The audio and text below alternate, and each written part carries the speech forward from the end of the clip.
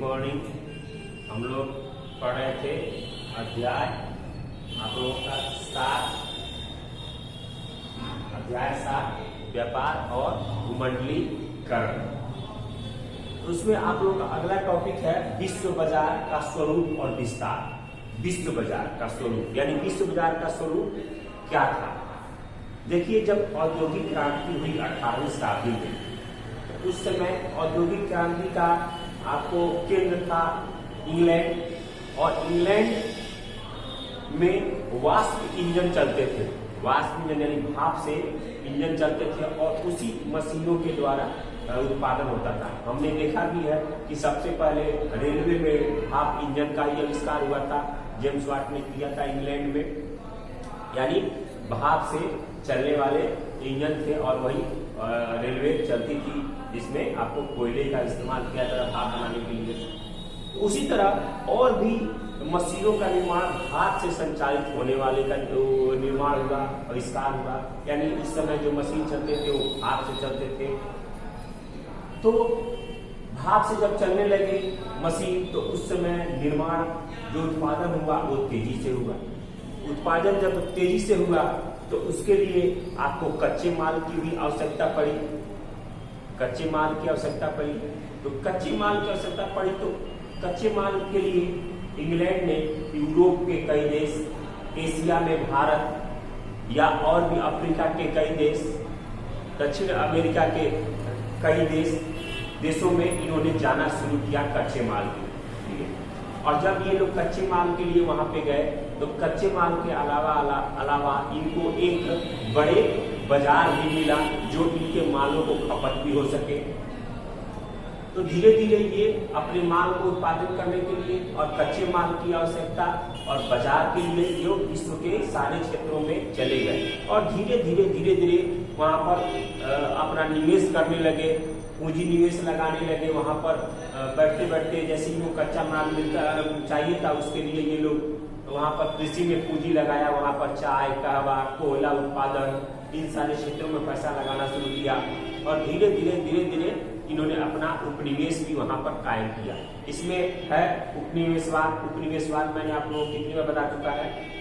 उपनिवेशवाद का मतलब है एक ऐसी राजनीतिक और आर्थिक प्रणाली जो एक देश द्वारा किसी दूसरे देश पर अपना उसके आर्थिक, उसके सामाजिक पर अपना अधिकार करती है। यानी किसी एक देश द्वारा किसी दूसरे देश पर उसके आर्थिक, सामाजिक या राजनीतिक सोच पर उसका अधिकार कायम रहता है या उस पर उनका अधिकार कायम रहता है, उसको हम उपनिवेशवाद कहते हैं।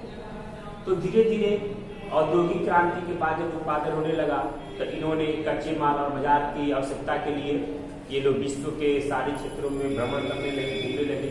तो एक विश्व बाजार का रूप दिखने लगा, विश्व बाजार का स्वरूप दिखने लगा। और धीरे धीरे जब औद्योगिक क्रांति के पहले तक जो क्षेत्र इंग्लैंड में था, अब वही चीज विश्व के सभी देशों में फैल गया। यानी उसका धीरे धीरे विस्तार होता चला गया और एक विश्व बाजार का रूप लेने लगा।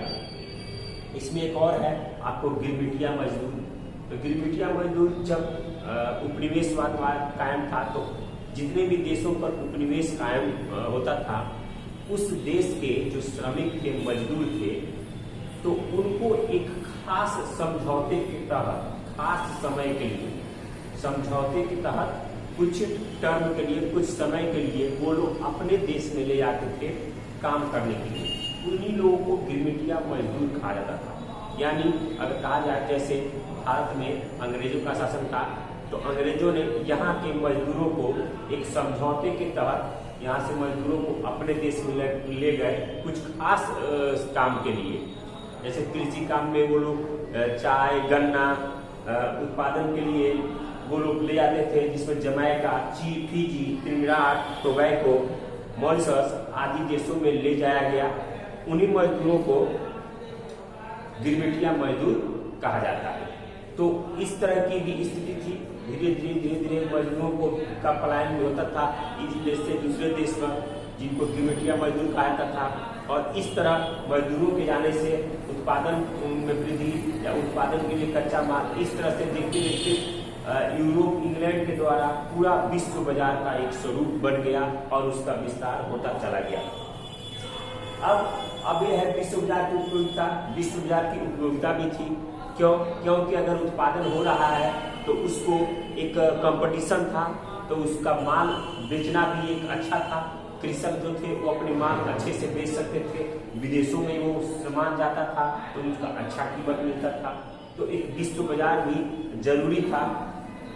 और जो भी व्यापारी थे, जो श्रमिक थे, जो पूंजीपति थे, वो लोग अपना पूंजी लगाते थे जिनसे कि उनका सामान ज्यादा विश्व के बाजारों में जाए, विश्व के लोगों को खरीदने के लिए वो उपलब्ध हो। एक कंपटीशन भी था जिसमें होड़ लगी हुई थी, जिसमें फ्रांस जो था वो फ्रांस अपना माल बेचने के लिए यहाँ आता था। जैसे हम लोग जानते हैं यहाँ फ्रांसीसी भी आए थे, डच भी आए थे, पुर्तगाली भी आए थे, तो ये लोग यहाँ पर व्यापार करने के लिए आए थे। तो एक विश्व बाजार की उपयोगिता भी थी कि हमारा उत्पादन किया हुआ माल बेहतर है तो आपको ज्यादा मात्रा में मिलेगा। तो इस तरह से ये सब समस्याएं भी थी। उसके बाद विश्व बाजार से हानि या लाभ। तो विश्व बाजार में व्यापार और उद्योग को गति तो तेज थी। विश्व बाजार में आपको व्यापार और उद्योग को तीव्र गति से बढ़ाया, तेज गति से बढ़ाया। व्यापार और उद्योगों के विकास के लिए पूंजीपति, मजदूर और सबसे मजबूत मध्यम वर्ग नामक 3 शक्तिशाली सामाजिक वर्ग को जन्म भी दिया। यानी व्यापार में पूंजीपति वर्ग, मजदूर वर्ग और सबसे शक्तिशाली जो वर्ग था मध्यम वर्ग, उसको जन्म भी दिया।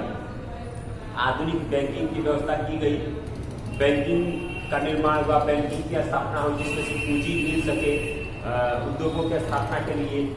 और भारत जैसे औपनिवेशिक देशों में, यानी भारत जैसे और भी बहुत सारे औपनिवेशिक देश थे, इनमें सीमित मात्रा में ही सही और थोड़ा सा ही सही, लेकिन औद्योगिकीकरण यहाँ भी हुआ, लेकिन वो भी विश्व बाजार की देन है।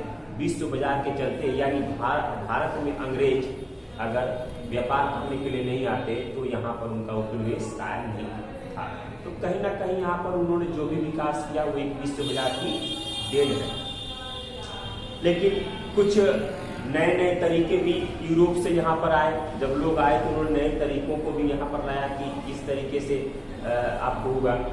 उसी तरह हमारे यहाँ रबड़, कॉफी, तंबाकू, नील आदि कृषि में क्रांतिकारी परिवर्तन हुआ, जो कि हमारा स्पेन का उपनिवेश था दक्षिण अफ्रीका में और मैक्सिको का देन है, जो इसमें हम लोगों ने काफी तरक्की की, इसमें काफी विकास हुआ। विश्व बाजार ने नए नए तकनीकों का सृजन किया, नए नए तकनीकों का उन्होंने विकास किया। विश्व बाजार की देन है कि नई तकनीकों का विकास हुआ, जिसमें आप लोग देखते हैं भारत में रेलवे, वाष्प इंजन, भाप का जहाज, टेलीग्राफ, बड़े जलपोत, ये महत्वपूर्ण है। ये विश्व बाजार की देन है।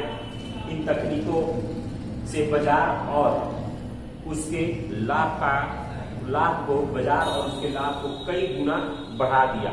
और हमारा जो गति था भारत का, वो 1820 से 1914 के बीच विश्व व्यापार में लगभग 25 से 40 गुना वृद्धि हो चुकी थी। तो हम ये देखते हैं कि कहीं ना कहीं विश्व बाजार से हमारे विकास में बहुत तेजी आई, हमारे विकास में कई गुना बढ़ोतरी भी हुई। तो ये हमारे विश्व बाजार से लाभ था। विश्व बाजार से लाभ क्या हुआ? विश्व बाजार से हमें हानि भी बहुत हुई। साम्राज्यवाद का जन्म हुआ, यानी विश्व बाजार के कारण ही हमारे देश पर अंग्रेजों का राज हुआ, हमारा 200 वर्षों तक शोषण हुआ। ये सब हानि थी। हमारे देश के जो लघु उद्योग थे, कुटीर उद्योग थे, उन चीजों उनको विश्व बाजार ने समाप्त कर दिया। हमारे यहाँ देश के मजदूर जो थे, बुनकर जो थे, वो बेकार हो गए, वो बेरोजगार होते चले गए। तो ये सब हानियां भी थी हमारे भारत की। तो ये लाभ और हानि दोनों हुआ विश्व बाजार से। कोई भी अगर विकास होता है तो उससे कुछ लाभ कुछ हानियां तो जरूर होती हैं, और ये हुआ। तो आज के वीडियो में इतना ही। अगले वीडियो में हम और अगले टॉपिक के साथ आएंगे। इस चैप्टर के बहुत इंटरेस्टिंग आप लोग का चैप्टर है। तो अगले वीडियो में हम अगले टॉपिक के साथ मिलेंगे। अगला टॉपिक आप लोग जरूर पढ़ के आइएगा। धन्यवाद।